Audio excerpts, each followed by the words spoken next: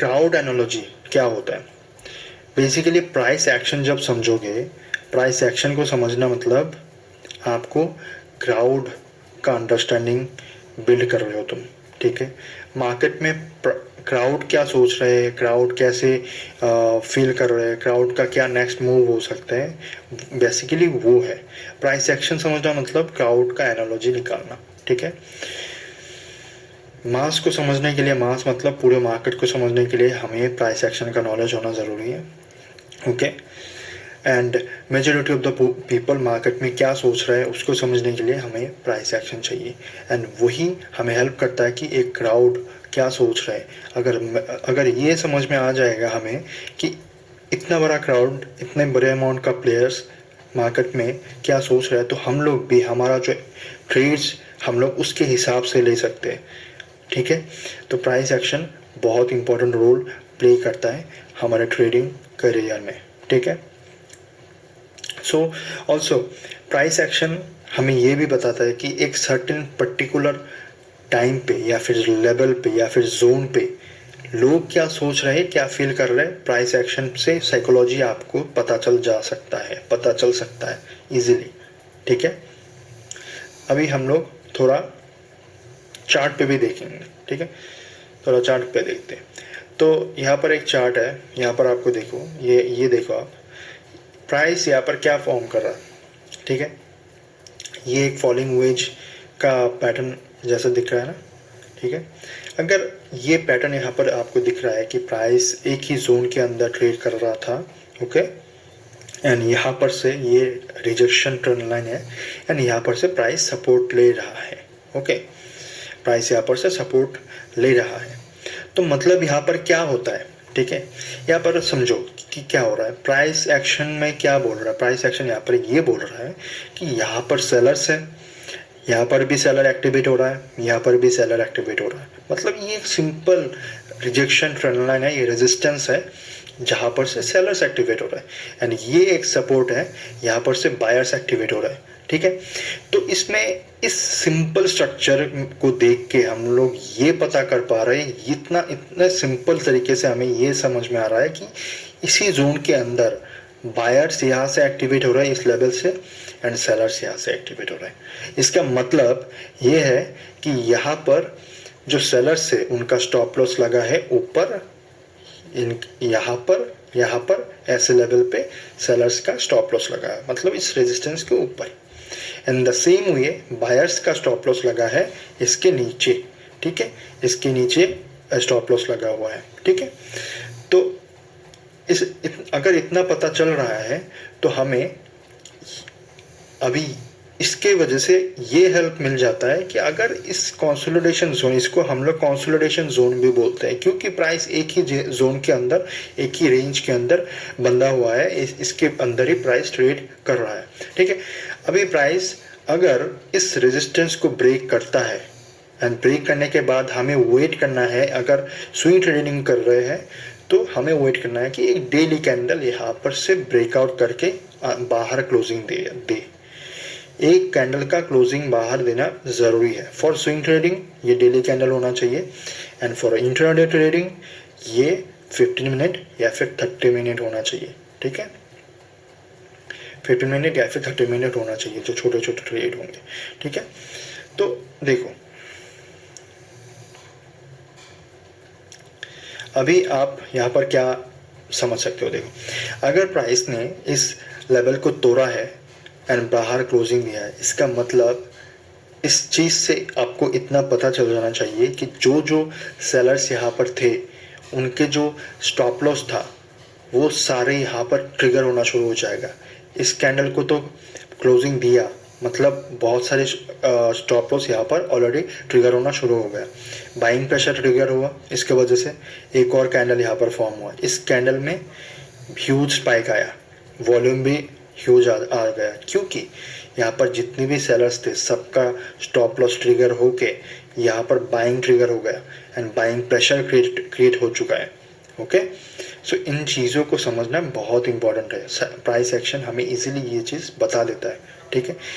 इन structures को अगर आप लोगों ने बहुत बार प्रैक्टिस किया, ड्रॉ करना है आपको, चार्ट में जाके on a regular basis practice करना है, तब जाके आप एक चार्ट को देख के ही समझ पाओगे, जल्दी से जल्दी बता पाओगे कि यहाँ पर कौन सा प्राइस एक्शन पैटर्न बन रहा है, प्राइस एक्शन कैसा फॉर्मेशन हो रहा है, आप बता पाओगे।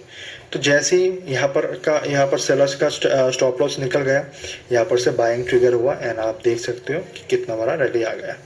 ओके, एंड इतना ही नहीं, आप ऐसे भी इसको देख सकते हो कि अगर प्राइस में हम लोग एक मार्केट स्ट्रक्चर कैसे फॉर्म होता है, जब मार्केट ट्रेंडिंग रहता है तब मार्केट हायर हाइज फॉर्म करेगा। ठीक है, ऐसे ऐसे मार्केट हायर हाइज फॉर्म करेगा। ओके, थोड़ा समझा दो, देखो higher highs and higher lows form करेगा एक ट्रेंडिंग मार्केट में।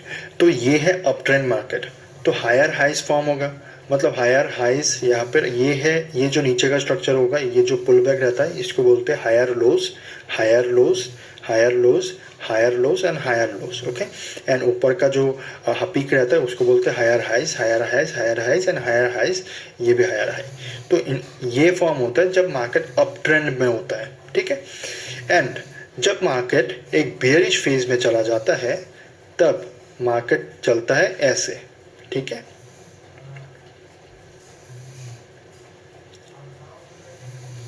ओके, यहाँ पर क्या हो रहा है, देखो ये ट्रेंड शिफ्ट हो गया, ये था अप ट्रेंड, ये हो गया डाउन ट्रेंड। ठीक है, डाउन ट्रेंड में क्या होता है, लोअर लोज फॉर्म होते हैं। ठीक है, एंड लोअर हाइज फॉर्म होते हैं। ठीक है, ये है lower low, lower low, lower low, lower low, ये है lower high, lower high, lower high, same. समझ गए? तो अप ट्रेंड में होगा higher higher highs and higher lows, and down trend में होगा lower lows and lower highs. Okay, इस चीज को समझना। ठीक है, तो सेम चीज देखो यहाँ पर भी हो रहा है। आपको अगर ट्रेंड लाइन भी ट्रेंड समझ में आ गया ना, तो ये भी आप कर सकते हो, प्राइस एक्शन के अंदर ये भी आता है। ठीक है, यहाँ पर आपको दिख रहा है कि देख सकते हो कि प्राइस यहाँ पर से ये इस ट्रेंड लाइन को फॉलो कर रहा है, प्राइस यहाँ पर बार बार हायर हाइज फॉर्म कर रहा है एंड हायर लोज फॉर्म कर रहा है। मतलब जब भी प्राइस इस ट्रेंड लाइन के पास आ रहा है एंड प्राइस बाउंस बैक कर रहा है और ऊपर जा रहा है, यहाँ पर से सपोर्ट लिया है, फिर से यहाँ पर भी सपोर्ट लिया एंड यहाँ पर से एक ट्रेंड का शिफ्ट आ गया। ठीक है, यहाँ पर देखो, यहाँ पर एक ट्रेंड का शिफ्ट आया। तो यहाँ पर क्या हो रहा है, आप समझो कि जैसे इस ट्रेंड का ब्रेकआउट होता है, ब्रेक डाउन होता है, तब हमें क्या करना है, ये जो इस ट्रेंड लाइन को ब्रेक डाउन किया एंड यहाँ पर प्राइस ब्रेक डाउन करने के बाद एक पुल बैक लेता है, पुल बैक करने के बाद उसी ट्रेंड लाइन पे पुल बैक लेता है एंड क्या होता है कि एक नया ट्रेंड शिफ्ट होता है। ठीक है, एक नया ट्रेंड का शिफ्ट होने लगता है, यहाँ पर से प्राइस लोअर लोज बनाना शुरू कर देता है, ऐसे ऐसे करके। ठीक है, आपको यहाँ पर दिख रहा है कि प्राइस ने ट्रेंड लाइन ब्रेक किया, नीचे आया, इसको तोड़ा, यहाँ पर रेजिस्टेंस फेस किया, फिर से नीचे क्रिएट हुआ, एक और लो, फिर एक और लो। ठीक है, ऐसे मार्केट मूव करता रहता है। तो इन स्ट्रक्चर्स को समझना बहुत इंपॉर्टेंट है। इन्हीं स्ट्रक्चर्स को प्राइस एक्शन कहलाता है। इसी को अगर ये समझ गए ना, तो आपको प्राइस का जो नेक्स्ट मोमेंटम है या फिर नेक्स्ट मूव हो सकते हैं वो समझना इजी हो जाता है। ठीक है, एंड इसी सेम ट्रेंड लाइन पे आप एक और चीज़ भी देख सकते हो कि price multiple time multiple bullish patterns form कर रहे हैं। ठीक है, यहाँ पर से देखो बुलिश पैटर्न्स फॉर्म कर रहा है, ब्रेकआउट लगा रहा है। ठीक है, इन द सेम वे यहाँ पर भी एक पैटर्न फॉर्मेशन हुआ था, देखो